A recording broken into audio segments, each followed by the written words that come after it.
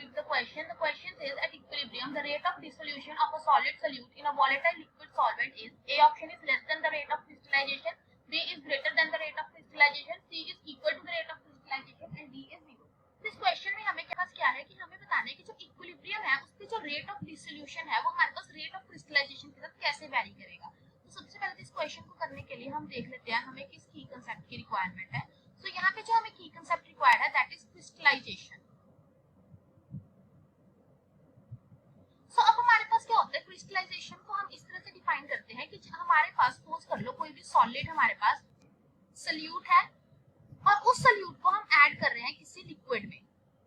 तो उस केस में क्या होगा, ये हमारे पास लिक्विड कह लो या हम कह सकते हैं कि जिसको हम सॉल्वेंट में डिसॉल्व कर रहे हैं, तो उस केस में हमारे पास डिसोल्यूशन तो हो ही रहा है। ठीक है, डिसोल्यूशन मींस सिंपल हमारे पास जो सॉलिड सॉल्यूट है वो हमारा लिक्विड में डिसॉल्व कर रहा है। लेकिन क्या होता है उसके अलावा हमारे पास के जो सॉलिड सॉल्यूट है ये कोलाइड भी करते हैं विद अदर सॉलिड सॉल्यूट, और ऐसे कोलाइड करने के बाद ये सेपरेट आउट हो जाते हैं और हमारे पास क्या हो जाते हैं, क्रिस्टलाइज हो जाते हैं। सो हमारे पास क्या होता है कि जब हम इक्विलिब्रियम की बात करते हैं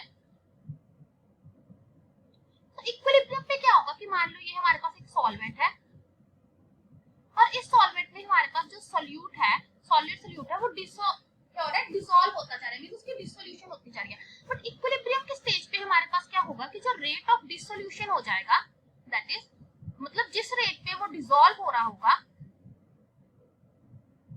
वो इक्वल हो जाएगा रेट ऑफ क्रिस्टलाइजेशन पे, मींस उस रेट पे हमारे पास क्या होने लग जाती है, क्रिस्टलाइजेशन भी होने लग जाती है।